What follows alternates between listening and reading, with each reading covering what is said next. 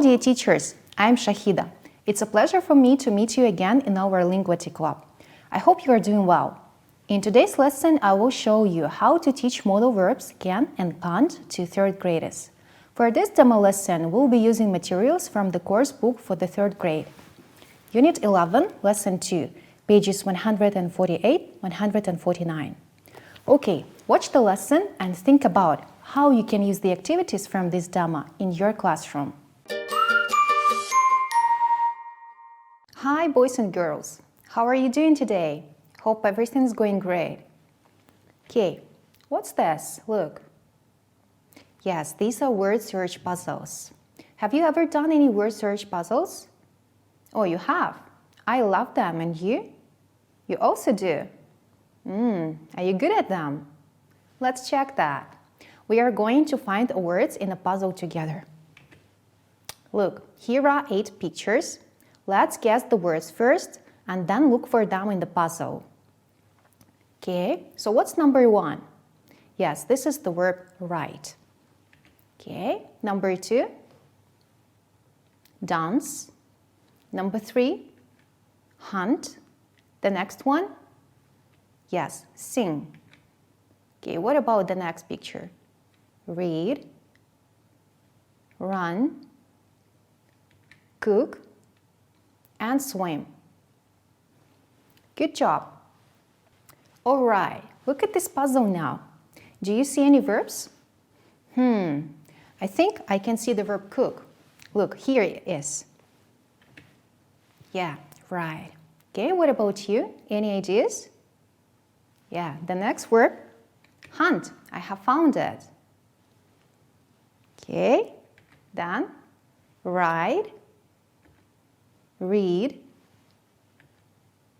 dance, swim, run, and the last one, what is left? Yes, right. Sing. Good job. Well done, guys. All right. Now look at this picture. What is it? What do you see? It's a penguin. Listen to what it says. I can walk, I can swim, but I can't fly. Look at the sentences again. Here are the words can and can't. We call them modal verbs. Why do we use them? What do they mean? Do you know? Yes, you're right. We use a modal verb can in affirmative sentences when we talk about an ability to do something. For example, I can swim. Look at how I build the sentence. Subject, I, plus a modal verb can, plus an action verb, swim. I can swim. Repeat after me, please. I can swim. Once again, I can swim. So the stress goes to the action verb, swim. I can swim. What about the negative sentences? How do we form them? Right. We use a modal verb can and a negative particle not. So the full form is cannot. If you want, you may use a contraction, can't. Can you repeat, please? Cannot, can't. All right, let's make the negative sentence together. I cannot swim. I cannot swim. So you see the stress goes to the negative verb, cannot. Or if we use the contraction, then we say, I can't swim. I can't swim. Okay, then listen to the difference we say negative and affirmative sentences. I can swim. I can't swim. Yes, right. Okay, so one more time. Can is used when we talk about an ability to do something, while cannot or can't is used when we talk about an inability to do it. Okay, look at this picture. It's a cat. Do you remember the verbs from our word search? Like hunt, cook, dance, sing, write, read, run, and swim. Let's talk about what cats can or can't do. I think cats can run. Yes, cats can't cook. Right, cats can't read or write either. Okay, here are 2 verbs, fly and climb trees. Can cats fly? No, I don't think so. Cats can't fly. Can they climb trees? Yes, cats can climb trees. Okay, so here is a different picture. What is it? Yes, it's a fish. So let's talk about these two verbs, swim and run. Can fish swim? Yes, of course. Fish can swim. And run? Can they run? No, fish can't run. All right. Look at these pictures now. Here are 4 animals: a horse, a dog, a rabbit, and a cow. Now you work with your friend. Look at these pictures. See 2 verbs next to each picture. Make up sentences using these verbs. Use modal verbs can and can't. Okay, have you finished? Oh, you've got some differences. Don't worry, we'll check the answers all together now. Okay, so let's talk about horses. We have climb trees and run fast. Okay, so the first sentence. Horses can't climb trees. Horses can run fast. Okay, a rabbit, jump and speak. Rabbits can jump. Rabbits can't speak. Okay, a dog, eat a bone and speak again. Dogs can eat a bone. Dogs can't speak. A cow, walk and fly. Of course, cows can walk. Cows can't fly. Okay, do you all have the same answers now? That's great. Okay, I have got 2 sentences here. One is negative, the second one is affirmative. When we have 2 different sentences, we can combine them into one by using a comma and the word but. So I copy my first sentence, cats can't fly. Then I put a comma, write the word but, and copy the second sentence. But my subjects are the same, cats, so I can use a pronoun they. They can climb trees. And here is my sentence, cats can't fly, but they can climb trees. Okay? Then, do you remember the sentences about fish? Fish can swim, fish can't run. Okay, let's do the same, but this time we'll use a singular form. So, a fish can swim, put a comma, write the word but, and then instead of they, we use it because it's singular. It can't run. Okay, let's read the sentence one more time. A fish can swim, but it can't run. Great. Okay. Now, as we made up the sentences together, we are going to combine them into one by using a comma and the word but. So this time you work individually. Write the sentences down in your copybooks, combine them into one, use a comma, the word but, and modal verbs can and can't.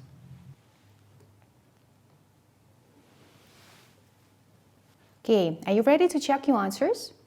Great. Time to work with your friends again. Read your sentences to your friends and listen to theirs. Okay, let's check it all together. So, let's start with the third one. Horses can't climb trees, but they can run fast. Dogs can eat a bone, but they can't speak. A rabbit can jump, but it can't speak. Cows can walk, but they can't fly. Okay, have you got any problems now? No? That's great. All right. Look, here are 14 verbs under the table. Dance, eat, swim, write, hunt, speak, climb, sing, drive, run, cook, jump, fly, and play football. So you tick the verbs if you can do these activities and put a cross next to them if you can't. For example, I tick the verb speak because I can speak. And then I write the sentence in the green column under the heading things I can do. I can speak. Or I can tick the verb run and then I write the sentence about it. I can run. Okay, I put crosses next to the verbs swim and fly because I can't swim and I can't fly. Then I write sentences about it In the red column, I can't swim. I can't fly. Now you do the same. Copy this table into your copybooks and make up sentences using these verbs. Done? All right. Now look, I have got affirmative and negative sentences. Do you remember how we can form one sentence out of them? Yes, by using a comma and the word but. So here is my sentence. I can speak, but I can't swim. Or I can start with the negative part. I can't fly, but I can run. Okay, now you work with your friends. Say the sentences to your friends, listen to their sentences, and count how many same sentences you have got. Have you finished? Are there any similarities? Oh yes. Can you read your similar sentences, please? You can cook, but you can't hunt. Oh, I see. Oh, one more. Okay. You can play football, but you can't drive. All right. Can you start with the negative part? You can't drive, but you can play football. That's great. Okay, time to go back to our books. So open your books on the page 149. Look at these animals. Do you know what we call them? I know the animal number 3. It's a wolf. What about you? Oh, you know the animal number 2? What's that? A goose? Yes, that's right. Okay, what about 1 and 4? No ideas? Okay, here are the words for you. Wolf, donkey, goat, and goose. We have already used the words wolf and goose, so only goat and donkey are left. Aha, now you remember. Yes, of course, number 1 is a donkey. Okay. Then number 2 is goose, we said. Number 3, wolf. And the last one is a goat. Yes, that's right. Now, as we know these animals, we are going to talk about what they can or can't do. Look, here is the table with 7 verbs. Look at the first one, run fast. If you think that goats can run fast, then you put a yes there. And what about goose? Can they run fast? No? Okay, then write no. Now you complete the tables with yes and no. Let me show you my answers. I will talk about donkeys. Look, here are my answers. For the answers yes, I will make up affirmative sentences. So I've got the verbs swim and walk slowly. Okay, donkeys can swim. Donkeys can walk slowly. And I've got 2 negative answers. Fly, climb trees, no. So let me make the negative sentences. Donkeys can't fly. Donkeys can't climb trees. All right, now let's combine 2 parts into one. Donkeys can swim, but they can't climb trees. Donkeys can walk slowly, but they can't fly. Yeah, here are my sentences. Then, for your homework, you do the same thing. Use your answers from the table and make up 2 or 3 sentences about each animal from the table. Okay, combine 2 parts into one. You can use singular and plural forms, but be careful with the words goose and wolf, because their plural forms are a bit different. Look, a goose, geese, a wolf, wolves. That's it for today. See you next time. Take care. Bye, guys. Dear colleagues, it's tea time now. Let's discuss our demo lesson. The topic of our today's lesson was teaching modal verbs can and can't. Looking back at the lesson, you may recall that a warm-up activity was used at the very beginning. What do you think was its purpose? Did they use it just for fun? First of all, warm-ups help students get prepared for the lesson and make them involved.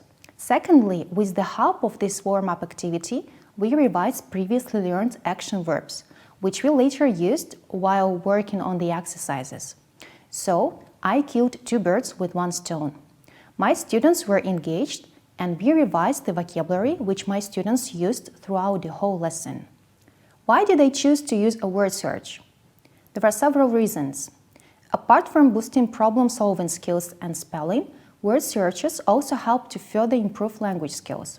It's a great way for everyone to learn words, increase vocabulary, and build confidence.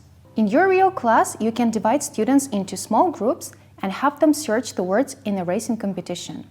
Students enjoy these kind of fun activities. After the warmer, we were ready to talk about new grammar, modal verbs. Notice how I presented it. I provided an example first, then elicited the explanation of when we use this structure from my students. If your students are not familiar with this grammar, you can provide an explanation yourself. You may remember that we drilled example sentences several times. Why? Exactly. Affirmative and negative structures are pronounced differently, and drilling was done to master the stress and intonation of the sentences. Who remembers what we did next? Right, we used action verbs from our warm-up game to talk about what cats can and can't do. We did that to brainstorm the ideas and check if students took the grasps of the new grammar structure. If they produced incorrect sentences like cats can cook, I would see that the grammar rule didn't work for them, and we could go back to study it again. At this stage, it's easy to see if students don't understand how to use new grammar structures, and you can quickly solve the problem. After I made sure students got the idea of the modals, we switched to working with the book. It was a controlled exercise where they only used affirmative and negative forms. It was done in pairs as students said the sentences to each other. Then we went back to the picture of a cat. This time, my task was to teach students how to make compound sentences. That's why I used the examples which we made up together.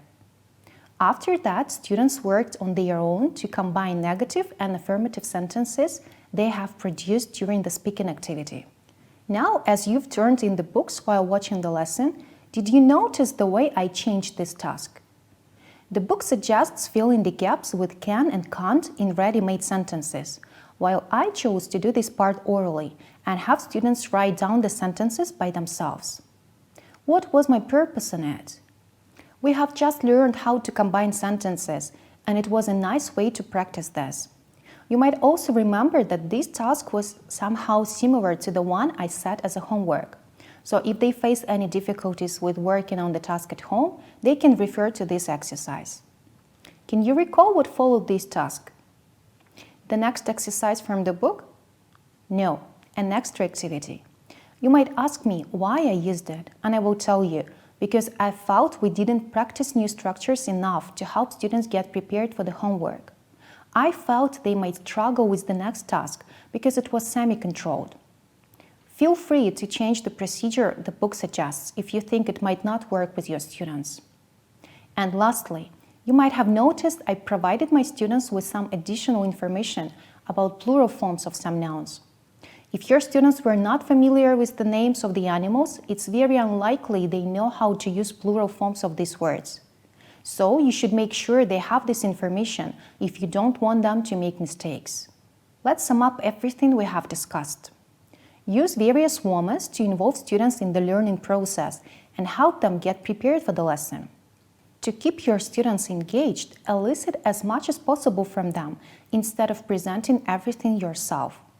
Don't be afraid to alter the assignment based on the needs of your students. As teachers, we have to be creative. Use extra activities to have more practice and break the routine. And finally, provide some additional information which you think your students might need while working on the homework. Okay, that's it for today. I hope that this lesson was helpful for you, dear colleagues. If you have any questions regarding the lesson, or if you want to clarify the points which are not clear to you, please feel free to contact us through our website. I'm looking forward to seeing you soon. Goodbye.